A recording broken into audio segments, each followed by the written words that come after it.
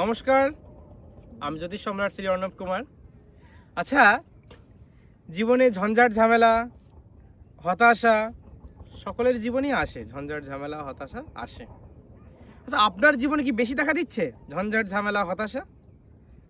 তাহলে একবার আপনার চার্টে যাবেন, অর্থাৎ আপনার জন্মপত্রিকা দেখবেন। জন্মপত্রিকা দেখবেন সেখানে যেন শনি রাহু সহাবস্থান হয়ে গেছে। এই শনি এবং রাহু যখন সহাবস্থান হয়ে থাকে তখন ঝঞ্ঝাট ঝামেলা বেশি আসতে থাকে। অর্থাৎ শনি হতাশার কারক, সে নানান রকমভাবে পেয়েও হতাশা, না পেয়েও হতাশার মতো জায়গা পরিবেশ তৈরি করবে। আর রাহু নানান রকমের ঝঞ্ঝাট ঝামেলার কর পরিবেশ এনে দেবে।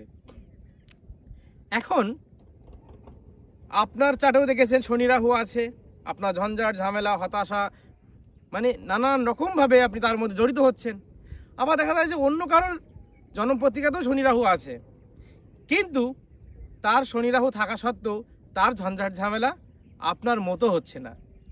তাহলে বুঝতে হবে যে তার শনি রাহু থাকা সত্ত্বেও কিছু অনুকূল পরিবেশ তার সাথে যুক্ত আছে।